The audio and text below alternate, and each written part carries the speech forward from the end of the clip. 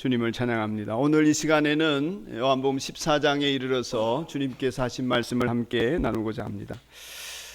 13장, 14장은 그 상황이 최후의 만찬입니다. 아시지요? 고난주간 목요일 날입니다. 지금 예수님의 마음은 마치 그렇지 않을까 생각이 들었는데, 젖먹이를 떼놓아야 되는 엄마의 마음, 엄마를 놔두고 아기를 놔두고 먼 곳으로 떠나야 하는 아기 엄마의 마음, 그런 심정과 흡사하지 않겠나. 이제 하나님의 때가 되었습니다. 하나님 영광을 받으실 때가 되었고, 예수님이 그 영광을 위하여 십자가를 지셔야 합니다. 하나님의 구원의 날이 다가왔고, 예수님은 그 길을 위해서 어린 양으로 십자가의 죽음을 당하셔야 합니다. 그것이 온 인류를 구원하는 길이고, 예수님이 영광을 받으시는 길이기 때문에 예수님은 고민하여 죽게 되었지만, 그러나 그 길을 포기하지 아니하시고 순종하여 갔습니다. 하지만 제자들은 그 길을 이해하지 못합니다. 제자들은 이별할 준비가 안 되어 있습니다. 제자들은 더 욕구가 많고 필요가 많습니다. 주님이 계셔야 되고, 주님 때문에 이루어져야 될 많은, 성취해야 될 일들에 대한 욕망에 사로잡혀 있습니다. 그런데 예수님이 자꾸 어디 가신다 그러고, 내가 가는 데는 너희 못 있는다 그러고, 내가 죽어야 된다, 고난 당해야 된다, 이렇게 하니까 예수님이 그런 말씀을 하실 때마다 제자들의 마음이 무너집니다. 도대체 뭘 하시려고 하셔? 철부지고 자기 욕심으로 가득 차 있고, 비겁하고, 언제든지 배신할 준비가 되어 있고, 언제든지 주님 떠날 준비가 되어 있는 이 제자들을 두고 가기가 예수님 발걸음이 떨어지지 않는 것입니다. 예수님이 자꾸 십자가의 길에 대해서 말씀하시자, 결연히 예수님과 함께 있고자 했던 베드로는 앞에 있는 13장 38절 어간에서 바로 14장 앞부분의 성경 구절이지요. 주님이 어디로 가신다는 말입니까? 주님 가시는데 내가 왜 못 가요? 나 끝까지 갑니다. 주님 가시는데 내가 어디든지 가겠습니다. 내 목숨을 걸고서라도 주님 계신데 내가 가겠습니다. 예수님이 이렇게 말씀하십니다. 네가 나를 위하여 내 목숨이라도 바치겠다는 말이냐? 내가 진정으로 너에게 말한다. 닭이 울기 전에 너는 3번 나를 모른다고 할 것이다. 사랑하는 여러분, 우리가 최선을 다해서 내 인생을 살고, 최선을 다해 신앙생활하고, 뭔가 전심을 기울여서 내 인생을 이루고자 하지만, 언제나 베드로처럼 내가 최선을 다한 결과는 나의 절망입니다. 실패입니다. 결과적으로 우리의 인생은 죽음 앞에 절망하고, 나의 무능 앞에 절망합니다. 최선을 다했는데 자식을 키우는 일도, 인생을 살아오는 일도 게을르게 해서 한 것이 아니라 열심을 다했는데 결국에는 절망에 이르는 모습입니다. 닭 울기 전에 너는 3번 나를 모른다고 할 것이다. 과연 저주하며 부인하고 배신했던 베드로입니다. 이런 걸 뻔히 알면서 제자들을 두고 떠나려고 하니 마음이 얼마나 예수님 괴로웠겠습니까? 십자가라는 엄청난 일이 눈앞에 놓여져 있고, 예수님은 당장 내일이면 그 길에 들어서셔야 하시는데, 내 마음이 심히 괴로우니 하실 만큼 당신의 문제도 가늠하기 어려운 것인데 제자들의 무거운 짐까지 정해지고 가실라니, 이걸 감당하기가 예수님 몹시 힘드셨을 것입니다. 그런데도 예수님은 13장 1절을 보시면 세상에 있는 자기의 사람들을 사랑하시되 끝까지 사랑하시니라 그러셨습니다. 여러분, 만찬 석상에서 예수님이 하신 일이 뭐냐 하면은 친히 대야를 가지고 물을 또 오셔서 수건으로 허리를 두르시고 제자들의 발을 씻기신 일을 하셨습니다. 그러한 사랑의 섬김을 통하여서 나중에라도 제자들이 정신을 차렸을 때에, 예수님이 안 계셔서 저들이 갈 길을 잃고 방황하다가 나중에라도 정신을 차렸을 때에 이 예수님의 행동과 말씀을 하나하나 기억하고, 성령이 기억나게 하신다 그랬죠. 그 하나하나를 기억하고 예수님처럼 서로 사랑하는 가운데 이 섬김과 이 손길을 기억하고 그러한 삶을 살아가는 사람이 되기를 원하셔서 후일을 기약하시면서 예수님은 그런 섬김을 끝까지 하시고 사랑하시되 끝까지 사랑하여 주셨습니다. 그렇다고 제자들의 근심이 없어지는 않았습니다. 그들의 근심은 시간이 갈수록 점점 깊어져만 갔습니다. 그래서 오늘 14장에 이르러서 예수님이 이 말씀을 하시게 된 것입니다. 너희는 마음에 근심하지 말아라. 하나님을 믿고 또 나를 믿어라. 나는 너희가 있을 곳을 마련하러 간다. 그렇게 말씀하셨습니다. 예수님께서 이 말씀을 하실 때에 제자들의 마음속에, 머릿속에 그려지는 것은 뭐냐면 유대인들의 결혼 풍습입니다. 저와 여러분은 이제 보통 우리 한국식 결혼을 다 해오셔서 아시겠지만 유대인들의 결혼 풍습은 우리가 조금 다릅니다. 가나의 혼인잔치에서도 좀 볼 수 있었습니다만은, 혼인잔치는 미리 그 실질적인 결혼이 이루어지기 전에 종혼식을 하는 기간이 있습니다. 다시 말해서 결혼을 할 신랑 신부가 일주일 동안 만남의 기간을 갖습니다. 예를 들면 이런 거죠. 어떤 총각이 어떤 누구 소개를 받아가지고 어떤 동네에 어떤 처녀를 이제 마음에 먹고 품고 이제 신부로 맞아들이기로 했습니다. 그랬으면 이제 이 총각은 그것 때문에 10대 때겠죠. 그러니까 자기 돈이 있는 건 아니고 아버지에게 돈을 받아가지고 그 처녀 집으로 갑니다. 처녀 집으로 가가지고 아버지가 준 돈 혹은 자기가 번 돈으로 일주일 동안 그 처녀 집에서 잔치를 합니다. 친지들 불러놓고 신부 집에 사람들을 불러놓고 일주일 동안 먹고 마시면서 자기 자신을 내보입니다. 그리고 일주일이 지난 다음에 잔치가 끝날 때에 총각이 포도주를 잔에 따라 가지고 신부에게 이렇게 줍니다. 그러면 그 어린 신부가 그 포도주 잔을 받아들면 신랑이 마음에 든다는 거예요. 프로포즈를 승인하는 것입니다.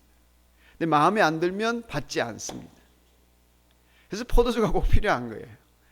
가나의 혼인잔치에 비해서 보듯이. 그러면 이제 정혼이 된 것입니다. 포도주 잔을 받으면 그때부터 이제 약혼이 성립이 된 것입니다. 그러면 어떻게 하냐면 잔치를 일주일 끝낸 신랑 될 사람은 자기 아버지 집으로 돌아갑니다. 돌아가서 어떻게 하냐면 이제 신방을 준비하는 거죠. 신부와 같이 지낼 신방을 준비하고, 아버지는 신랑의 아버지는 결혼식 날짜를 잡고 기간을 정해놓고 이제 주변 사람들을 초청을 하는 것입니다. 그래서 결혼식 준비가 다 되면 이제 신랑이 말을 타고 신부를 데리러 갑니다. 그리고 데리고 와서 결혼식을 하게 되는 것입니다. 예수님께서 내 아버지의 집에는 있을 곳이 많다. 그렇지 않다면 내가 너희가 있을 곳을 마련하러 간다고 너희에게 말했겠느냐. 나는 너희가 있을 곳을 마련하러 간다. 누가 생각이 나겠습니까? 결혼식을 준비하는 신랑이 생각나는 것입니다.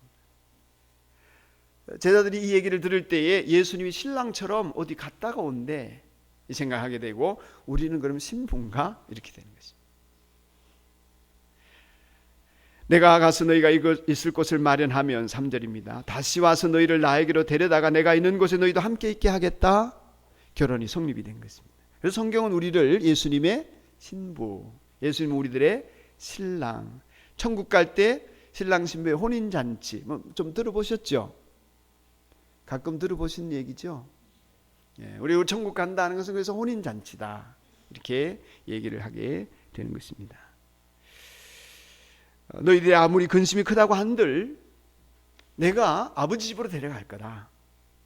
그러시면서 이 지금 현실 세계 속에서 죽음을 눈앞에 두거나 예수님과 이별을 눈앞에 두고 근심과 염려가 많지만, 그 세상살이를 넘어서는 영원한 나라의 소망, 천국에 대한 꿈, 그날에 대한 희망과 믿음을 가지고 그 근심을 이겨내야 된다, 이런 말씀을 하시는 것입니다.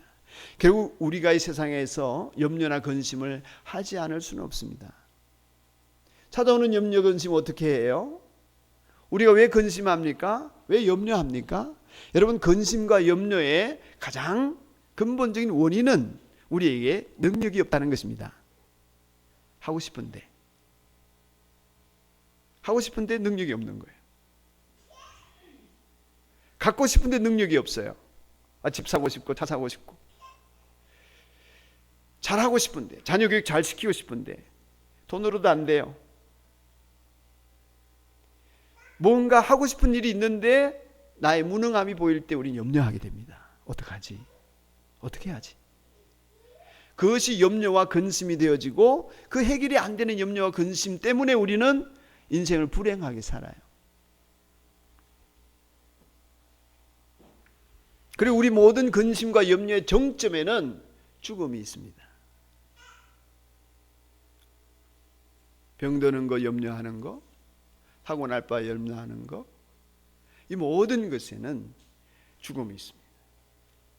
근데 그 죽음을 넘어서는 것이 죽음보다 강한 하나님의 사랑, 그 죽음을 넘어서는 영원한 나라가 있음을 바라보게 될 때에 우리는 그 죽음을 이기는 믿음 속에서 그래봤자 죽기밖에 더 하겠나, 뭐 이런 터무니없는 얘기를 하게 되는 거죠.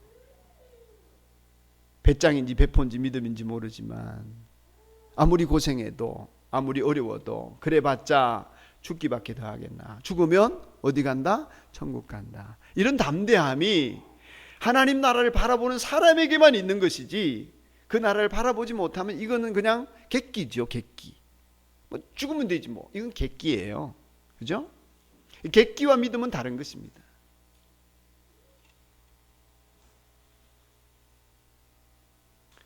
우리는 예수님을 영접했고 예수님은 신혼집을 마련하러 가셨다가 그 집이 다 마련되면 아버지 집에 계시다가 우리 신부들인 우리를 데리러 오시겠다는 것입니다. 이 사실을 분명히 믿어야 너희는 근심하지 않을 수 있다. 그러니까 하나님 믿고 나를 믿어라. 신부는 신랑이 올 것을 기대하며 소망하고 기쁨 가운데 살 사람입니다. 맞죠? 신부가 신랑이 그렇게 포도주잔을 주고 갔는데 못 믿으면 어떻게 될까요? 염려 근심하겠죠. 못 믿으면 어떻게 될까요? 자기가 어떻게 살림집을 마련해야 되나 고민하겠죠. 신랑을 못 믿으면 어떻게 될까요? 정말 올까 불안해하고 초조하겠죠. 정말 이 결혼이 되어질까 그렇게 되는 거죠. 신부의 본문이 뭡니까? 신랑이 다시 올 때에 왔을 때 하얀 웨딩드레스 입고 순결한 모습, 더 예쁜 모습, 더 아름다운 신부가 되기 위해서 자기를 가꾸고 성결하게 자기 자신을 그렇게 꾸미고 그렇게 준비하고 그렇게 기다렸다가 사랑의 마음을 점점 키워서 신랑이 딱 데리고 왔을 때에 정말 최고의 아름다움과 최선의 복된 모습으로 신랑을 맞이해야 되지 않겠습니까?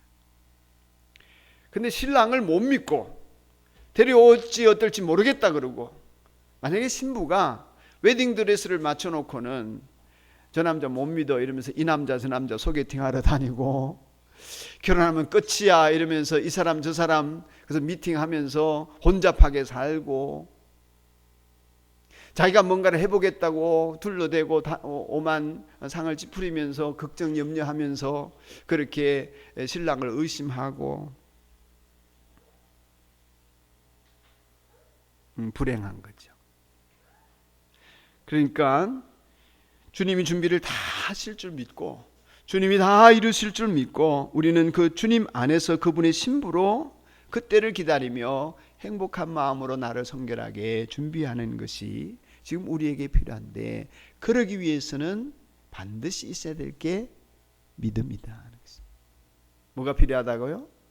신랑에 대한 믿음입니다. 신랑에 대한 신뢰가 없이는 기다릴 수도 없고 편안할 수도 없고 행복할 수도 없고 순결을 위해서 애쓰지도 못할 것입니다.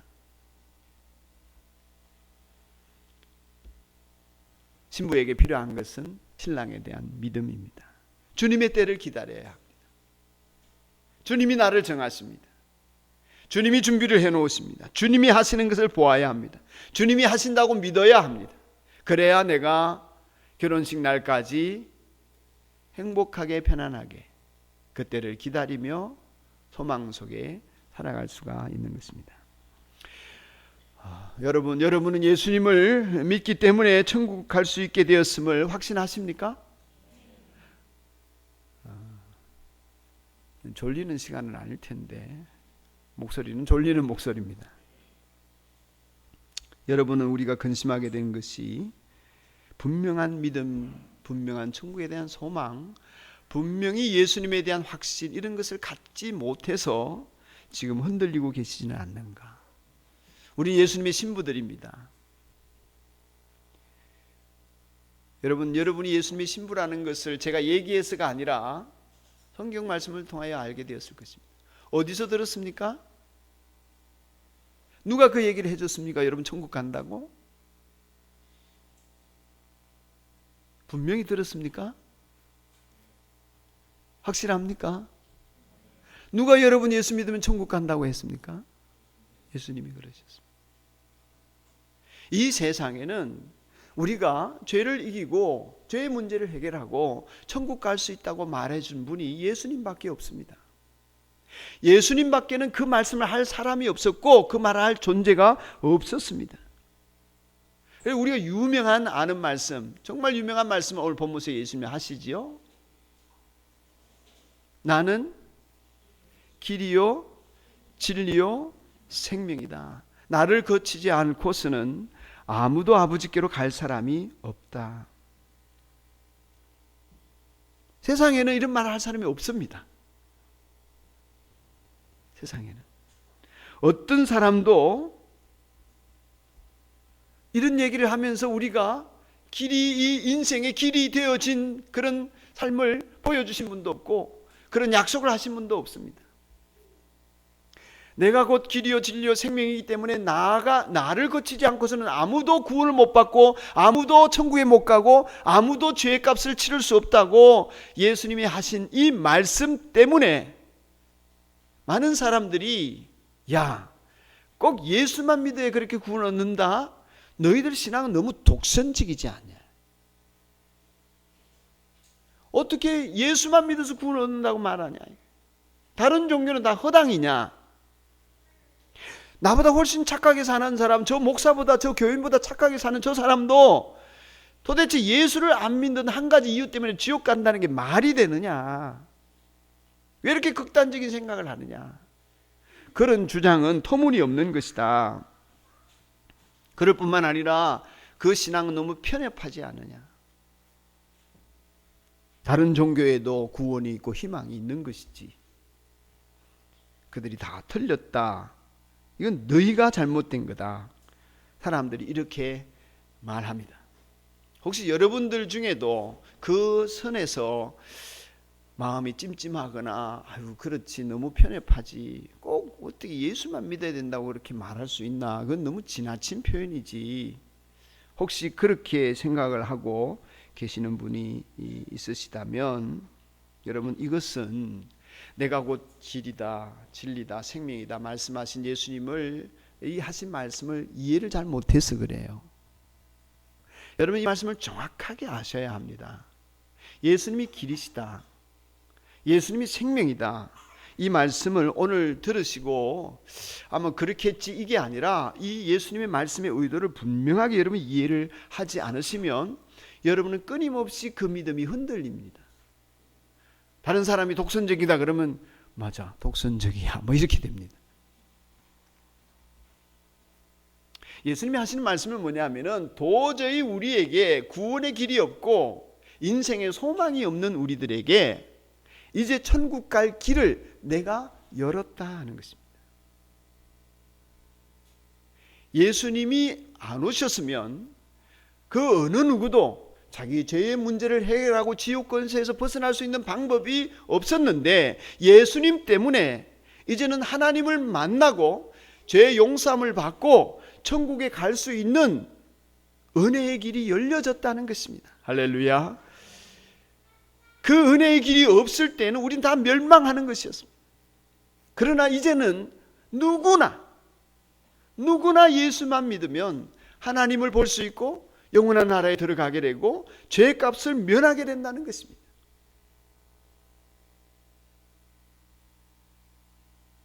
예수님 이전에는 온 이후에도 이런 얘기를 했고 그 일을 이룬 사람은 없습니다. 대부분의 종교는 그러잖아요. 열심히 수행하고 착하게 살려고 애를 쓰고 나름 최선을 다하면 극락왕생하거나 천국을 가거나 그럴 수 있을지도 모른다. 만약에 안 된다면 네 믿음이 부족하고 네 행위가 모자라서 그래서 천국은 못 가더라도 그래도 연옥은 갈 수 있다. 거기서 공을 좀 더 쌓으면 좋은 데 가게 될 거다. 그러나 내가 장담은 못해. 너한테 달려있지. 너한테 달려있는 거지. 내가 어떻게 해? 네가 해야지. 이런 거거든요. 혹은 이 세상에서는 우리가 천국을 누리지 못하더라도 내가 죽고 살아있는 동안에 최선을 다하고 또 많은 사람들에게 도움이 되는 삶을 살았으면 다음 세상에 부처가 아니면 사람으로 태어나고, 특별히 사람 중에도 공을 많이 쌓았으면 남자로 태어날 수 있다. 남자로. 좀 부족하면 여자로 태어난다. 더 부족하면 짐승으로 태어난다. 아니면 벌레든지.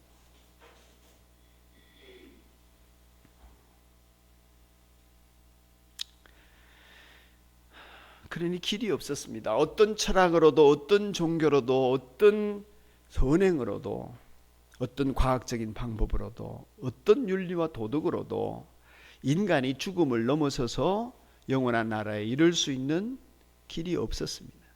그런 우리에게 내가 길이다. 다시 말해서 구원과 영생의 길을 예수님이 열어주셨습니다. 할렐루야. 그래서 기독교의 신앙은 이제 아무나 누구나 예수님 안에서 모든 사람들이 천국 갈 수 있다는 것입니다.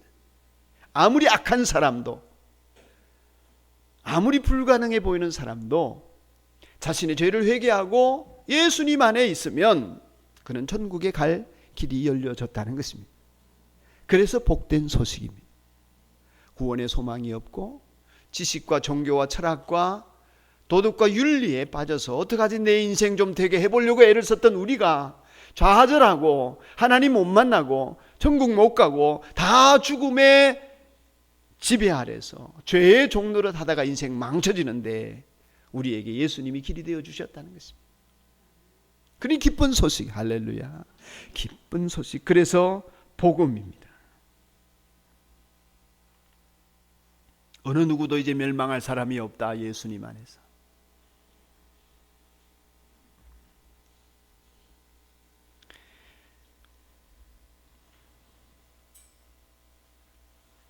이제 천국 가는 길을 만드시는 예수님, 지금 고난과 십자가의 길을 겪으시지만 이건 신랑이 신부를 위해 준비하는 과정이다. 누구나 아버지 집에 갈 수 있고 그것에 거처가 많으니 너희는 근심하지 말아라. 죽음 넘어 이 부활의 영광과 영생을 봐라. 그렇게 말씀하신 것이죠. 사랑하는 여러분, 여러분은 이 천국의 소망이 있으십니까? 확실하십니까? 물으니까 아멘이라고는 하지만 실제 생활에서는 아멘이 안 되고 소망이 없는 사람처럼 근심과 염려가 계속해서 나를 감싼다면 우리가 혹시 살펴봐야 합니다. 내가 머릿속으로는 아멘 했고 예수님이 길이지 알고 예수님이 생명이지 알고 예수님이 진리이지 아는데 실제로 생활 속에서 내 몸은 예수님이 진리라고 하신 그 길을 따르지 않고 몸은 다른 데서 방황하고 있지 않습니까? 혹시 예수님이 길이라고 하셨는데 내 몸은 그 길을 걷지 않고 다른 길에서 뭔가 다른 것을 추구하고 있는 내 생활은 아닙니까? 예수님이 생명이라고 하셨는데 그 예수님 앞에 내가 있지 않고 내 몸은 죽음 앞에 벌벌 떨면서 어떻게 하면 내가 더 잘 살고 잘 먹고 잘 입고 잘 지내고 어떻게 하면 내 한평생 좀 더 행복할 수 있을까? 그 죽음 앞에 떨면서 내가 엉뚱한 길에서 내가 당황스러워하고 있지는 않습니까? 왜 이리저리 휩쓸려 다닙니까? 이게 좋다 하면 이리로 가고 저게 좋다 하면 저리로 가고 이게 필요하다면 그것도 갖고 싶고 저게 필요하다면 그것도 취해야 되겠고 왜 흔들리는 갈대와 같고 마치 죽음의 능선을 고개하듯이 그렇게 아슬아슬하게 인생을 살아갑니까? 예수님이 안 계신 것처럼 신랑이 없는 것처럼 막 사는 경우도 있지 않습니까? 마치 웨딩드레스를 준비해 놓고 외도를 하는 신부처럼 막싸움을 하면서 상소리를 하면서 사납게 지내는 신부처럼 왜 그렇게 육신대로 살고 정욕대로 삽니까? 로마서 8장 13절 14절을 보면 13절만 읽어보면 13절에 이런 내용이 있습니다. 여러분이 육신을 따라 살면 죽을 것입니다. 그러나 여러분이 성령으로 몸의 행실을 죽이면 살 것입니다.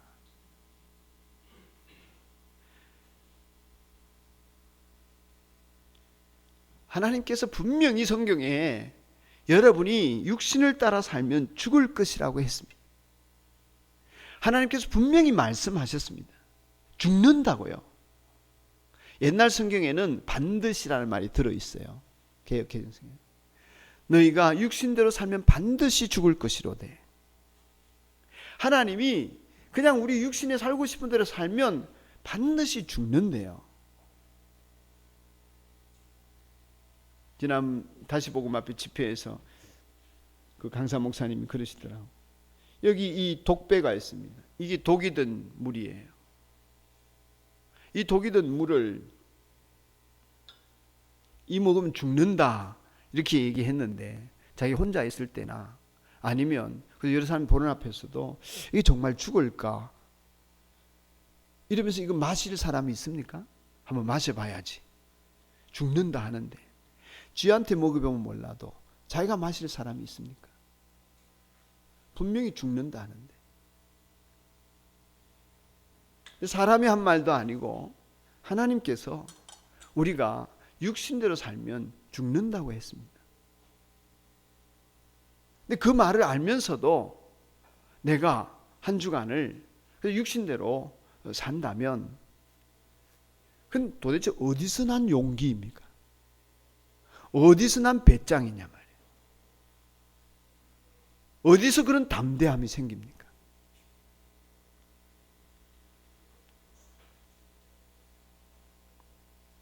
여러분 하나님이 죽는다고 하셨는데도 그것이 사실이라면 그게 사실로 믿어진다면 육신의 어떤 정욕이 유혹이 되겠습니까? 사실이 아니고 안 믿어지니까 그냥 육신대로 내버려 두는 거죠. 나를 그냥 살게 만들어는 거죠. 그리고 여러분 말씀을 접습니다. 반드시 청산하셔야 합니다. 육신대로 사는 걸. 청산하기를 원하시면 아멘. 그럼 어떻게 해야 되나? 어떻게 청산할래요? 어떻게 영으로 살아요? 어떻게 성령의 인도하심을 받습니까? 그렇지 않으면 반드시 죽는데 어떻게 살라고 했습니까? 예수님은 우리에게 성령을 쫓아 살아라고 하셨습니다. 방금 읽은 로마서의 말씀에도 성령으로 몸의 행실을 죽이면 살 것입니다. 하나님의 영으로 인도함을 받는 사람은 누구나 다 하나님의 자녀입니다. 그랬습니다. 예수님을 믿어서 구원을 받았다는 것은 이제 내가 육신의 정욕대로 살지 않고 하나님의 영의 인도하심을 받는 사람이 된다는 뜻입니다. 그러니 내가 지금 어떻게 살아야 합니까? 하나님의 영의 인도를 받아야 합니다. 내 육신의 본능이나 내 욕망의 인도를 받지 않고 하나님의 영의 인도를 받아야 합니다. 아멘. 그런데 어떻게 영의 인도를 받습니까? 여러분이 육신으로 생각하고 육신으로 마음의 감정과 정욕을 품고 내 욕구를 가지고 있는데 어떻게 영의 인도를 받습니까? 그냥 하루 자고 일어나면 자고 싶다, 먹고 싶다, 하고 싶다, 되고 싶다 하는 대로 살면 영의 인도를 받을 방법이 없습니다. 저절로 되어지지 않습니다. 영의 인도를 받으려면 하나님의 말씀을 묵상하고 내 마음밭을 가꾸어서 내 마음에 예수님이 내 마음에 머무시도록 내가 그 예수님을 의식해야 합니다. 주권을 내어드리고 그 예수님을 의식하며 살아야 합니다. 매 순간 내 마음에 예수님으로 충만하고 예수님의 생각으로 가득 찰 때, 그 예수님의 영이 이끄시는 성령님으로 내가 따라가고자 할 때에 그 상태를 성령 충만이라고 합니다. 성령 충만은 기도 열심히 되는 게 아니에요. 봉사 열심히 하는 게 아닙니다. 여기 와가지고 예배 드린다고 성령 충만하지 않아요. 따라합시다. 성령 충만은 내 안에 예수님으로 가득한 것이다. 여러분, 기도할 때 성령 충만이 되는 이유는 뭐냐면, 기도하는 순간에는 오직 예수님만 생각하고 오직 예수님께 순종하고 오직 예수님께 믿음으로 반응할 마음이 생긴 거예요. 아멘. 그래서 성령 충만하다는 거예요. 근데 기도가 끝났어요. 기도가 끝나고 눈 떴어요. 눈 뜨고 예배당 밖으로 나가요. 그런데 예수님이 내 마음에 나를 이끄시는 대로 안 가. 그러면 그 기도하는 순간에 아무리 성령 충만했어도 기도가 끝난 이후는 그 사람은 성령의 사람이 아닌 거예요. 성령이 내몰린 거죠. 한쪽 구석으로. 그리고 주차장이나 차를 누가 내가 정상적으로 세워놨는데 뒤에다가 브레이크를 걸어놓고 연락처도 안 남겨놓고 자기가 적어도 15분 20분 기다렸어. 성질나서 죽겠다. 그 사람을 저주하고 욕하고 막 이런 상태라면 이미 성령은 그에게서 떠나지는 않으셨지만 그를 이끄시지를 못하는 상태인 거죠. 그러니까 성령 충만이라는 것은 내 마음이 예수님의 생각으로 가득 찬 것입니다. 여러분, 이건 그냥 되지를 않습니다. 그건 우리가 훈련을 해야 돼요. 몸을 가지고 있기 때문에 하나님이 해 주실 수가 없는 거예요. 내가 주님을 인정하고 내 생각과 마음으로 주님의 말씀을 묵상하며 주님의 인도하심을 받으려고 하는 자세가 없이는 안 되는 일입니다. 그래서 24시간 주님과 동행하고 주님이 내 마음에 늘 말씀하시기를 소원하고, 밥을 먹으면서도 잠을 자면서도 일어나면서도 길을 걸으면서도 일을 하면서도 대화를 나누면서도 예배를 드리면서도 주님이 나를 이끌어 가시기를 소원하고 성령으로 인도하심을 받기를 원하는 그 사람, 그가 하나님의 자녀다.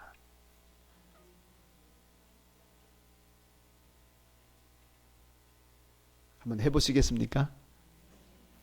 한번 해보시겠습니까? 이건 연습을 해야 합니다. 저절로 자동적으로 되지 않습니다. 시간이 간다고 저절로 되지 않습니다. 교회를 수십 년 들락거려도 안 됩니다. 여전히 육신으로 삽니다. 여전히 죽을 몸 안에 있습니다.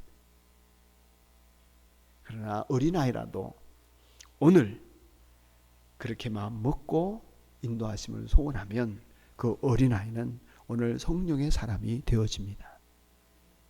그렇게 습관을 들이기 시작하면 70대 노인이든 80대 노인이든 시작하십시오. 성령님, 내 안에 나를 이끌어 주십시오. 날마다 묵상하십시오. 매 순간 묵상하십시오. 매 순간 기도하십시오. 가급적이면 영적인 일기, 영성 일기를 쓰시고 내 마음의 상태를 봐야 합니다. 그렇지 않으면 우리는 우리도 모르는 사이에 육신대로 살고 있습니다. 성령을 따라 사십시오. 그렇지 않으면 반드시 죽습니다.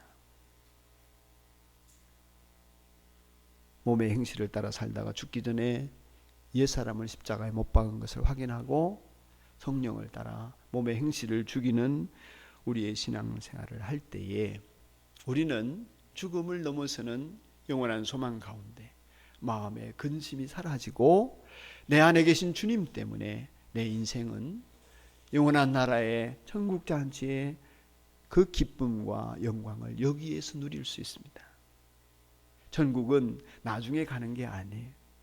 지금 여기 이 자리에서 누릴 수 있는 것입니다.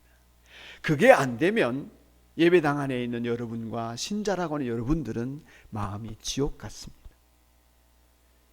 집안생활, 사회생활이 지옥입니다. 강도가 좀 약할 뿐이지. 여기서 천국을 누리느냐, 여기서 지옥같이 사느냐. 여러분과 제가 예수님을 마음에 모시느냐 모시지 않느냐, 성령의 인도함을 받느냐 받지 않느냐에 달려 있습니다. 이 일은 성령님이 우리에게 마음을 주셔야 합니다. 성령님이 우리를 인도해 주셔. 그 성령님의 인도하심에 내가 순종할 때 이루어질 일입니다. 이 시간 함께 우리가 기도합시다. 성령님 오셔서 저희들을 인도하셔서 육체를 따라 살지 않게 하시고 옛 사람을 쫓아 죽을 몸의 행실을 그 습관 따르지 않게 하시고 죽을 길이 아니라 생명의 길로 이끌어 주옵소서.